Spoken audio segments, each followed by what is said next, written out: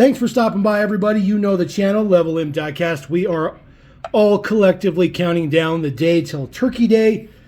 We'll give you a little bit of MiniGT action today. Unfortunately, there's no turkeys in MiniGT, but we're getting there. We're getting there. This is number 398. This is the newest version of the Lamborghini Huracan GT. They call this digital camouflage. Looks fantastic, although I wouldn't really consider this digital camouflage. It should be more pixelated, I guess you could say. But I still think it looks fantastic. This is by far the best LBWK Huracan GT they've done to date, in my opinion. It looks just absolutely phenomenal.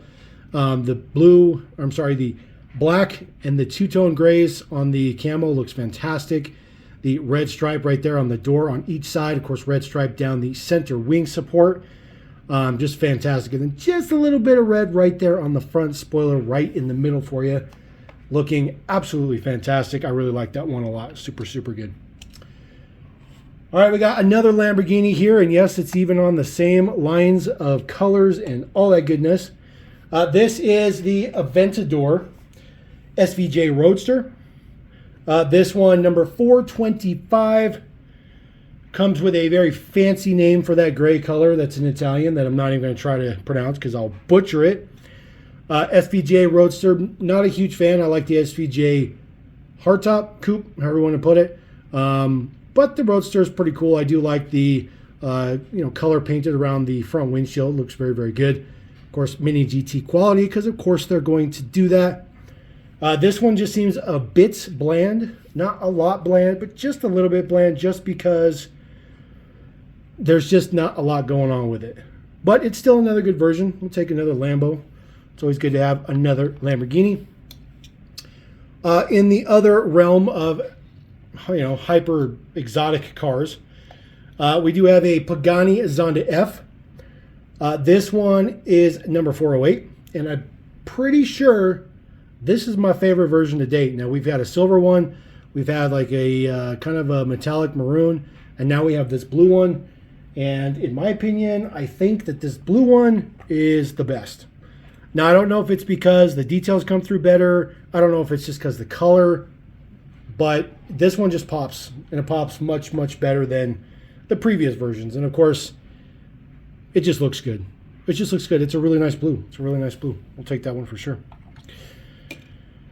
All right, switching the gears, I guess we're still going to stick on hypercars, but we're going to go for top speed hypercars. This is number 409. This is the Bugatti Chiron Supersport 300 Plus. World record 304.773 mile per hour top speed. This is essentially the Chiron Longtail. We have already gotten one of these before in matte black. This one is in full carbon fiber though, and then just has orange stripes on it. Pretty excited to see what the chase will be for this particular one, just because I think it'd be really cool if it had orange wheels and an orange interior. Just saying, us collectors here in the U.S., we do get chase pieces all the ways. Outside of the U.S., I don't believe they do any chase pieces because they don't get blister cards. We're going to stay on the Chiron train here. We're going to go with number 428. This is the Pure Sport in yellow. This is the second time that we've seen this particular casting. First one debuted in blue. The wheels are ridiculous on this particular model. I can already tell you that the chase piece for this one will have yellow wheels with a yellow interior, just based on what the blue one had. And I'm fairly certain that it's going to follow the same trajectory as the blue one. Other than that, exactly the same, just in yellow. I do particularly like the Bugatti print on the top of the wing. Looks pretty good. Looks pretty good. Pretty big wing too. Pretty nice. Huge wing. All right. Now, when I hauled this in, we're unboxing it technically now. When I hauled this in the other day, this Hyundai Elantra in ceramic white, number 427. I was expecting the ceramic white to be a little bit more popping, and I am unfortunately relating to you guys that it's just a regular white. It's just regular white. They just call it ceramic white because it sounds fancy and all that good stuff like that. But this model is still fantastic. I still love this casting. I still think it is just absolute knockout. here's the thing, though. We haven't seen it in the traditional dull blue in color. So I'm very excited to see that. We already know it's coming. It's going to come. And I think that once it comes in that traditional blue in color, it will be worth the wait. This one is unbelievable. This is the Bentley Flying Spur. This is number 351. The color name is Neptune. As we showed on the haul, definitely was closer to one color of the box versus the model itself. But I can tell you, this thing is absolutely fantastic. And this model is actually relatively weighty. It actually weighs kind of a lot compared to other Mini GTs. Now, almost every single Mini GT is metal body, metal base. Pretty much all of them now are metal bases as well. Some of them were plastic back in the day. But these ones, now that they're coming out with, are absolutely fantastic. This one is just, I can't even get enough of this. The Bentleys are just out of control. Mini GT is just killing it with the Bentleys. And this one is just another nod to that. And of course, I'll be frank with you guys, I'm a little biased. I love giant four-door cars. That's just me. So I'm a little biased towards this Bentley. It's a good one. It's a good one. Now, if four doors is not enough, or I should say four doors is too much for you, then you can always opt for this one. This is number 420. This is the Continental GT Sport. This is the candy red color. Looks very, very good. This casting is fantastic too. It's big. Here's the thing. I'm pretty sure that if you guys are watching this right now, you are car guys. It's pretty much how we work. You know, Bentleys in real life are very, very large cars. They're just huge cars. And I think that Mini GT has done an absolutely phenomenal job relating that to the 1/64 scale realm. That, you know, this is a giant car. This is not a little car. This is a big car. And they really hit that home. I mean, look at the wheels. It's like 22 or 24-inch wheels on that thing. It's ridiculous. All right, we're going to go a little bit different realm now. We're going to drop ourselves into the fast wagon realm. For number 372, this is the Audi RS6 Avant. This is carbon black edition with floret silver as the color. The front end's a little bit different on this casting from previous RS6s. It's kind of weird. It doesn't have like the black headlights kind of look to it, which makes it look a little odd in the front, especially when this is supposed to be, the carbon ceramic version or whatever you want to call it. But I think it looks fantastic. We love silver. We're super biased towards silver. We've gotten this Audi wagon a couple of times in a type of silver. It was more of camouflage. Twice, once with the roof accessory, once without.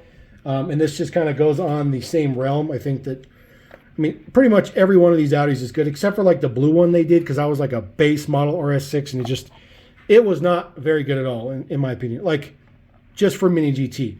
But the casting was good. The casting was good. All right, there is no such thing as a Mini GT haul or a Mini GT showcase or anything related to Mini GT unless there's a GR Supra. That seems to be the most biggest staple of all of Mini GT nowadays, other than, maybe a Lamborghini of some sort. This one, number 424, this is the GR Supra. Of course, this is a Pandem GR Supra. Pearl white. That white is nice and pearl. Looks very good. I do like the double signatures. Behind the front headlights on both sides looks super good. Kind of looks like it's tattooed on there. Kind of gives that kind of weird look there. One of the things that I find very interesting about this particular version, and you see that the rear wheels do have a bit of a gap issue. Those wheels sit in a little far, and that's just the way they sit. At first I thought, well, maybe the axle was messed up in assembly or whatever, but you got to remember, this is Mini GT. That's highly unlikely. But I did take a look at it, and that's just the way it is. It's just the axle's a little bit small in the back, which just doesn't make sense. But here's the thing. One thing I will show is, you see on the front wheels, there's a little bit of a spacer in there versus the back wheels, there's no spacer. So I think this model was supposed to get the same type of wheel as the front, and instead they put ones without the spacers in the back. I don't think that's intentional per se. I think that may be an accidental ad, but regardless, it is what it is. All right. Another staple. Probably even a bigger staple. Actually, it is a bigger staple than GR Super because this, Liberty Walks, not necessarily this particular Liberty Walk, but just Liberty Walk GTRs have been around with MiniGT since pretty much the beginning. And now that we're pushing numbers into 430 plus, they are still releasing new ones. This one, number 384, this is the LB Silhouette Works GT Nissan 35 GT-RR. Wonderful Indonesia. I absolutely love this one. The Liberty Walk trim of it is kind of meh. I'm over that now. I like the ones with the chassis mounted wings. Those are my favorite. But I love the paint job on this. I love the two-tone wheels on it. It is like a kind of a baby bluish kind of color in the front, and then it's like a magenta in the back. I thought for sure it was going to be red because the top of the car is red, but it just works. It just works so good. And I really, really like this version. I'm really happy that this one came out. Now, I mentioned previously when I cracked these open or when I hauled them, that this one's going for a little bit more. I'm not really sure why people are commanding extra for this. Maybe because it looks really nice. But this is just a standard release. It's just a regular standard release. So in case you guys are curious about that particular version. All right, we're going to move on to a quadfecta of Porsches. First one we're going to take a look at, this is number 423. This is the 911 Turbo S in Guards Red. We have also seen a Turbo S in silver. So very, very nice to get this one in red. I like this one in particular. Of course, red is a very good color for Porsche. Very go-fast color, we'll put it that way. Looks good, all the good deets on there, everything like that. Does have the exact same wheels on it, of course, that the silver one had because they were both Turbo S's. But this one looks especially better just because it's red. Even though I am biased towards silver, I do think that this, Porsches look a little bit better in red. Just my opinion. All right, next one we're going to take a look at. We got a 911 Targa 4S in Genesian blue. I don't like this color. I will be frank with you guys. Now, I know there's a lot of guys that follow my channel who are Porsche guys. They know that I'm a Porsche guy. I do not like Genesian blue. It is probably my least favorite color, standard color for a Porsche. You could pretty much order whatever color you want, but Genesian blue is not a good color, in my opinion. This particular one looks okay. Not as good as the white one, but it still looks okay. I can live without the Genesian blue. I'm sure you guys are used to me being like, oh, it's really nice, it's super cool. All right, yeah. But, there are times when I'm not a fan. I'm just not. This number 412, by the way. Just realized that I was going off on my tangent about the color and forgot to tell you what number it was. All right, number 401. This is the newest 911 GT2 RS Weissach package. This is in just black. It's just black. It's just color black. No fancy colors, no Lamborghini, ridiculous, Italian, whatever. It's not even a German name for black. It's just black. It has all that carbon fiber on there like all of the GT2s have had. Looks fantastic. I love the gold wheels on it. The chase is probably going to have silver wheels with a silver interior. That's probably just the way it's going to work. Although it would be kind of nice if they just completely blacked it out and put black wheels on it. That might be pretty cool. I would be pretty happy about that. All right, we're moving on to the very last Mini GT we have, and I saved this one particularly for last for a couple reasons. This is number 390. This is the Porsche 911 GT3. This is the second color we're seeing of this particular casting, debuted in blue. Now we get it in silver. So I kind of saved it because it's Porsche, it's the newest GT3, and it's silver. So I had this whole trifecta, awesome thing going for it. Here's the thing. And this is ungodly rare. Okay, I have probably 400 Mini GTs now. I'm still on the prowl of trying to complete everything. I've only ever had 2 quality issues with a Mini GT. 2. And this silver one is one of them. The only other one I ever had an issue with was a Pandem ZR Supra, where one of the flaps that goes over the rear hunch in the back was up just a little high, just a little high. You could tell it was wrong, but it wasn't that big a deal, okay?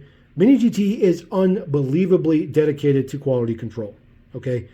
So for me to have this particular version have a problem, I'm very, very disappointed. Now, you may say, well, what the heck is the problem, Level M? I don't see anything wrong with it. Well, from your perspective, you wouldn't. But if I hold this up to you and I let you take a look at the back end, you can see that the wing on the right-hand side of the car, which would be passenger side in the U.S. or driver side in other countries, it is not seated. So the wing is not seated. You can see right there, it is up. It is separated. If you look on the other side and see how the wing is seated. I will be honest with you, since these things are screwed in, I actually did unscrew and take this apart. However, there is an additional trim piece, that black piece in between the supports, which is pressed in there, kind of like friction. And I feel like if I press it out, it may not stay back in there, and I don't want to be pulling out super glue to fix the issue. So unfortunately, I'm going to have to replace that one at some point in time, which is definitely a bummer. Definitely don't like to have to buy things twice, but I will be honest with you, nearly 400 and there's only 2. I mean, that is a ridiculously low percentage. It's almost impossible to find a quality error with MiniGT. So that is the last one we have on the showcase. I will go ahead and leave that one there because I do particularly like that one in silver. I will pull out the other one that I think is quite nice with the flying spur. And then I will also pull out a very, very nice one as well. I'll say the Chiron Super Sport 300 Plus, looking fantastic as well. So those are my top 3 of this particular showcase. Glad you guys can check this out. Hope you guys have a great Turkey Day. Appreciate every single one of you. Thanks for joining my channel. Thanks for watching. Thanks for subscribing if you do. If you don't, that would definitely help the channel out a lot. I appreciate you guys. Thank you very much. We'll see you later. Peace.